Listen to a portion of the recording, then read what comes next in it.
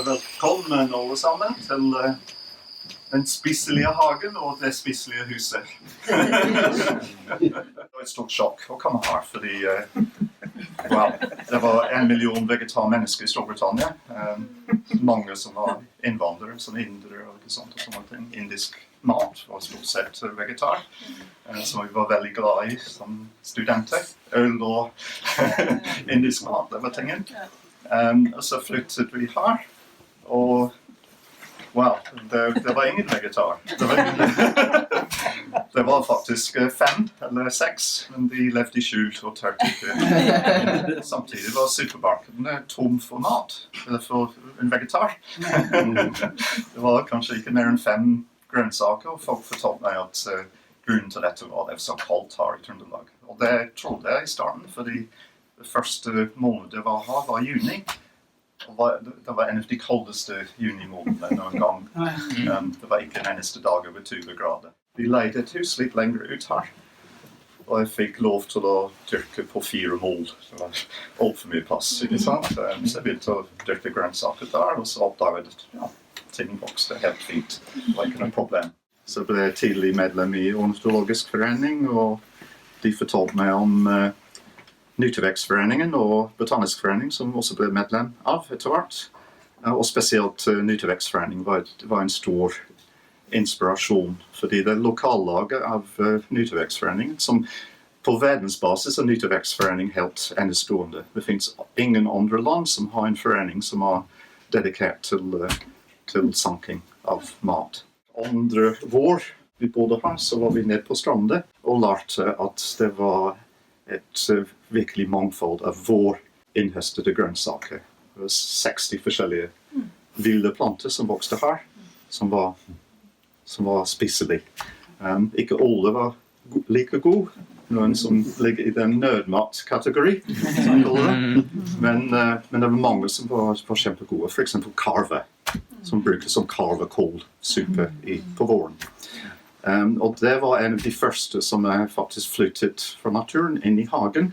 Det er dette folk har bestandig gjort rundt omkring i verden. Det første stadiet av domestisering av matplanter, det flytter de beste ville vekster inn i hagene. Det har folk bestandig gjort. Fordi jeg har en lidelse som heter forsamlemani. Og jeg reiste verden rundt på slutten av 80-tallet, begynnelsen av 90-tallet. Jeg jobbet her som havforsker. Ikke haven, men havet. Folk på jobben min mente fullstendig misforstått når jeg flyttet her. Så til slutt så ga jeg altså tok tidlig pensjon i fjor for å konsentrere meg om haven.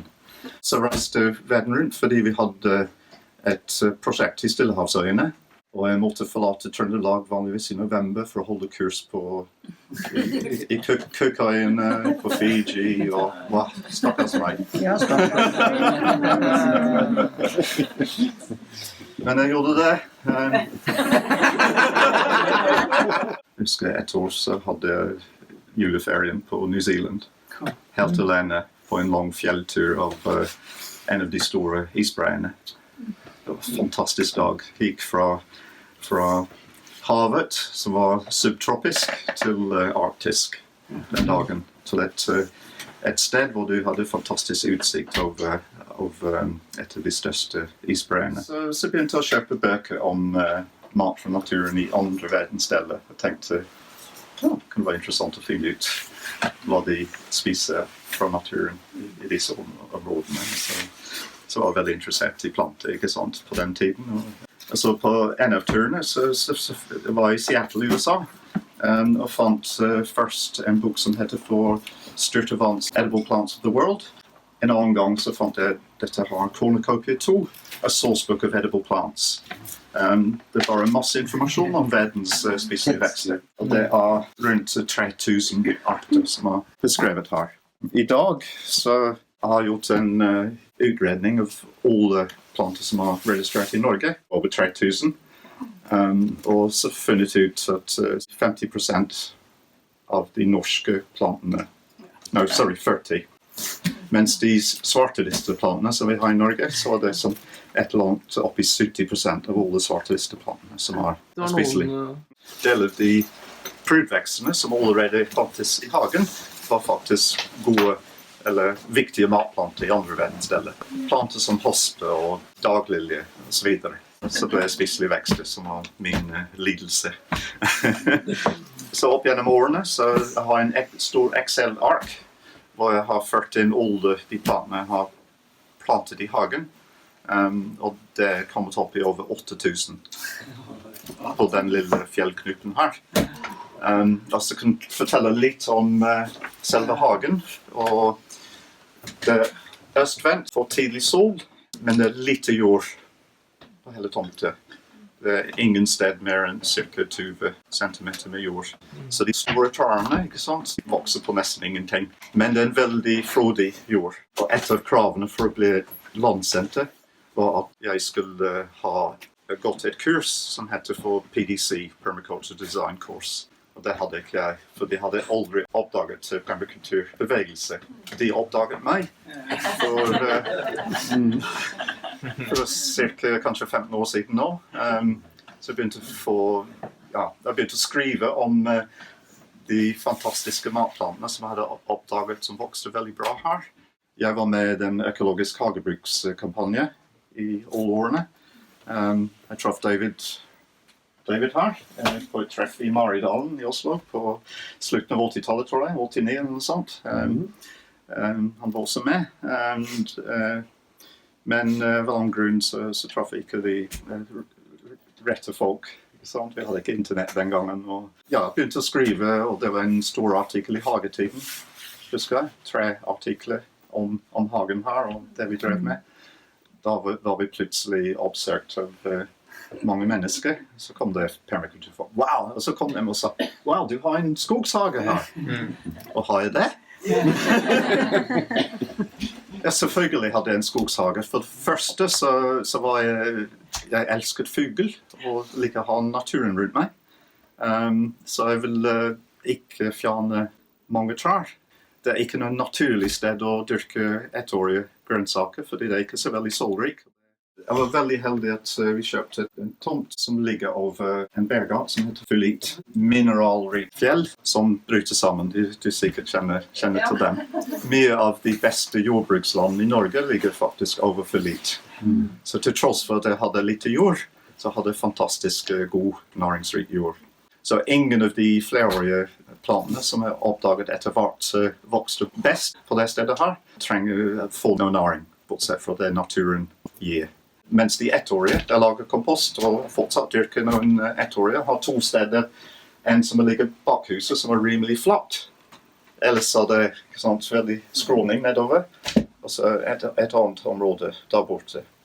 Ikke solrik, men det er noe sol. Og så klarer jeg å dyrke en del ting, kanskje ikke så store avlinger som de som dyrker i år kan få, men det er bare plantet tettere. Og så skrev jeg en bok om oppdagelsene mine, Around the World in 80 Plants, kom ut i 2014, og utsikten ser dere på forsiden her. Og det er egentlig en bok som forteller om min 80 favoritt flerårige grønnsaker som vokser best her.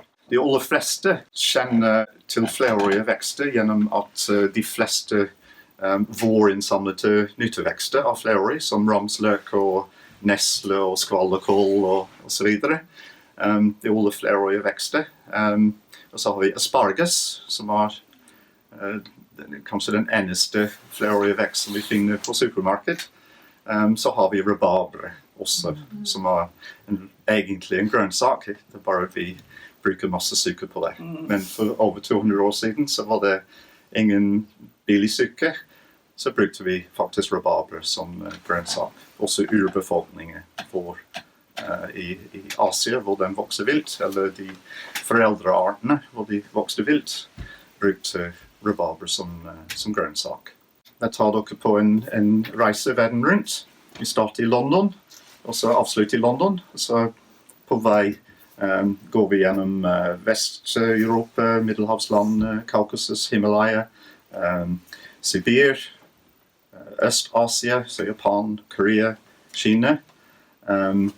Altså vi tar en liten tur over Stillehavet til New Zealand. Vi har en plante derifra.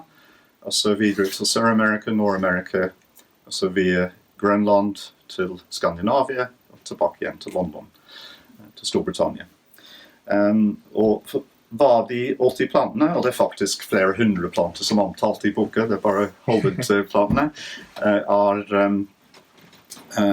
forteller ofte historiene bak plantene som er like spennende for meg som smaken og så videre, kulturhistoriske historiene. Vi har mange fra Norge også. Så forteller hvordan man dyrker dem, også hvordan man bruker i kjøkkenet. Så det er egentlig ikke noe kokebok, men det er noen oppskrifter, men det bare gir noen tips om hvordan urbefolkningen rundt omkring i verden brukte disse grønnsakene. Tidlig på 80-tallet så ble fortalt det var for kaldt å dyrke grønnsaker. I dag så tror jeg dette er det beste stedet i verden å dyrke grønnsaker. Fint sikker maken. Vi har det egentlig ikke for kaldt. Vi har ikke det for varmt. Vi har ikke det for tørt. Ikke sant? Vi har veldig gode forhold, men det er ikke bare å kopiere resten av verden og dyrke de samme grønnsakene som alle andre gjør. Man kan tenke litt sideveis. Altså, bare gjennom tilfeldigheter så oppdaget at de flerårige grønnsakene som har blitt veldig populære i permakultur, og spesielt i skogshaging, hvor man dyrker et slags spiselig ungskog med forskjellige lag eller skikk, ja, hvor du dyrker disse plantene sammen i så blir det til en spiselig hage. Ikke sant? Så du har de store trærne, som for eksempel valnøtt, som trives godt i Trøndelag. Vi får se noen nyplantede valnøttrær på Vares venner litt senere. Jeg har flere botaniske arter i hagen som produserer nøtter. Og det er en 200 år gammel valnøttre på Froste prestegård på andre siden av fjorden. Så det går helt fint å dyrke valnøtt her oppe. Så jeg har en drøm, som jeg sa i går, om å skifte ut åkeren han nede med valnøttplantasje. Og mer flerårige vekster. Og spesielt i fjellet og i Nord-Norge så kunne vi dyrke mye mer mat og utnytte disse flerårige plantene, nettopp fordi de er ofte, bare se på rabarber og hvordan den vokser i fjellet. Du har en rabarberplante ved siden av alle fjellhyttene i Norge, ikke sant? Det er en enormt vekst, ikke sant?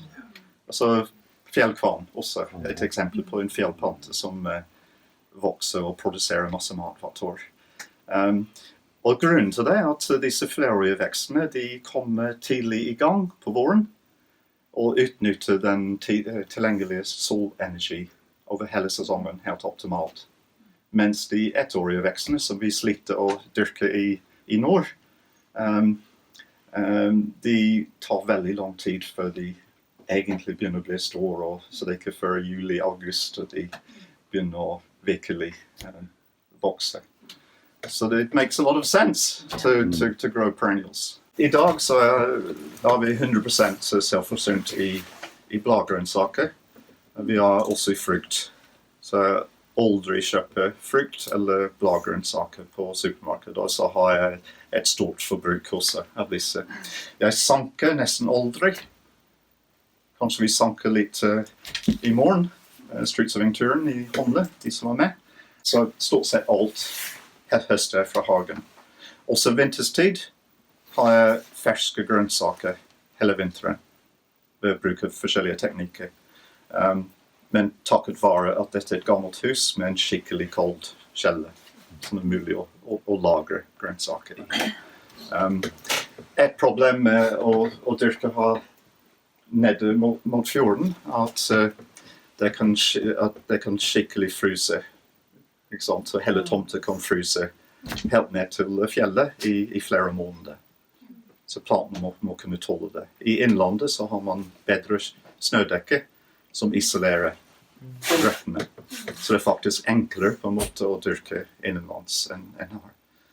Så alle plantene man ser, det mangfold som vi ser nå, og nå går vi mot toppsesong. Mye mer mat enn jeg kan håndtere. Hvis jeg hadde mer tid, så kunne jeg ha oppbevart de vårinnhøstede grønnsaker. Det kaller for innvåring. Ikke innhøsting, men innvåring, og innvårede grønnsaker. Ja, så nå er det høst for meg, på en måte, ikke sant? Det er vår. Så jeg kunne ha lagret disse flerårige grønnsaker. Tradisjonelt, de var lagret ved hjelp av tørking og fermentering. Så dette med melkesyrebehandling av mat, som har blitt veldig populær de siste årene, det var tradisjonelt brukt for å oppbevare de flerårige grønnsaker som vi finner i naturen, stort sett. Så samene i Norge, vi hører ikke så veldig mye om hva de spiste av grønnsaker. Det er bare reinsdyrkjøtt, ikke sant? Men selvfølgelig spiste de grønnsaker. Så de samlet store mengder med grønt, ville vekster på våren, og så ble de fermentert. Så de brukte en reinsdyrmage, tradisjonelt, og så stoppet det var 3-4 forskjellige grønnsaker, som surblad, det var turt, skjønner du det? Siste bit alpine. Så var det de sørsamene, de brukte storklokke, kampanjelattifolie. Ja, og det var noen få andre i tillegg. Og kvann? Kvann, selvfølgelig, ja. De ble fermentert, og etter det var fermentert, så kunne de lagre, de vanligvis brukte å lagre maten i et kjølig sted, kanskje i nærheten av rennende vann, og kunne oppbevare den fermenterte grønnsak helt frem til følgende vår, ikke sant, et helt år. Og da hadde de grønt på vinteren også. Så det er litt artig. Og det har arktiske folk over hele verden gjort, og urbefolkningen verden rundt har gjort det samme. Så det kunne jeg ha gjort. Jeg gjør ikke det, fordi jeg får nok grønt hele vinteren uten å oppbevare. Jeg tørker bar. Jeg har 50-tallet forskjellige barbusker i hagen, forskjellige ting. Enkelte er veldig gode, andre er ikke så veldig gode, men så bruker jeg eple først, som jeg lager i kjelleren. Altså når vi nærmer oss våren, og eplene er ferdig, ferske eplene, så går jeg over til tørkede frukt. Så de som bare har til frokost, spiste musli, så tar de tørkede frukt, og så legger de vann. Sant? Og så var det 10 forskjellige frukter dere hadde til frokost. Så på denne tiden så ble mangfold av frukt her på berget. Og så etter hvert så vi bruker tørkede frukt helt frem til juli, når de første, for eksempel da kommer hestkaps og litt jordbær og sånne ting, de første. Så kommer bringebær, ikke sant? Så det blir fersk igjen helt frem til neste vår. Det er 2,3 mål til sammen, og så kanskje en tredjedel eller litt mer har jeg ikke berørt, som er naturlig skog. Så alle mine valnøttrærne det er ikke store nøtter på dem. Det er ikke gode sorter, for å si det sånn. Men det er artig likevel. Vinterstid så bruker jeg vinduskarmene her til å produsere. Så jeg spirer frø som jeg samler selv i hagen. Ting som vil bukvette. Erter som jeg dyrker selv. Jeg bruker å spire frø av noen flerårige grønnsaker som spansk kjøvel. Det vil du se ute her. Som trenger kuldebehandling først. Så jeg så dem på høsten. Slik at de får flere måneder med kulde. Og så flytter de potten innendørs, og så spirer dem tidlig. Enkelte lar jeg bare vokse videre, og så høster vi de skuddene som smaker litt surt om vinteren. I Sør-Amerika, også i Kina, så spiser de bladstilkene til begonia som grønnsak. Og blomstene på alle begonia er mest sannsynlig spiselig. Barene på kaffeplanten også søt og veldig god. Også inneholder kaffein. Også bladene på kaffeplanter kan faktisk brukes til te. Så de kan lage kaffe og te. Så litt artig. De bruker enorme mengder med løvetann, og det en av de viktigste grønnsakene om vinteren her. Jeg faktisk la løvetann, først og fremst så har jeg en samling av løvetann i hagen, fordi urbefolkningen verden rundt har brukt løvetann. Og spesielt i Frankrike har de helt gal etter løvetann og dyrker det i stor skala, både på friland og også i mørklagte drivhus. Så de finner den på markedene hele år i Frankrike. Det rot og blad, stengel og blomster? Ja, riktig. Så jeg la løvetann, ugress-løvetann, bare så seg i bedene rundt omkring. Og om høsten så graver jeg opp løvetannrøttene, så planter dem enten i fuktig blad, eller i jord, i sånne bøtter. Og de har jeg liggende ute i hagen, eller eventuelt i kjelleren. Og i kjelleren i vinter, det var ganske varm vinter, så spirte løvetann der nede. Og fordi det helt mørkt i kjelleren, så var det bleket, som franskmennene elsker det. Det ble mildere smak på løvetann, og det bleket, så du kan bruke bladene. Man kan også bruke løvetannrøtter. Det var sånn, kanskje ikke det aller beste rotgrønnsak, men det gratis og tilgjengelig. Og etter hvert så kan man bruke løvetann blomsterstengler som nesten klar nå. Hvis man koker dem opp veldig raskt og 5 minutter, så har litt smør på, så ser det ut, vi kaller det for løvenudler. Det ser nesten ut som barn elsker det, grønne nudler. Vi snakket om kaffe.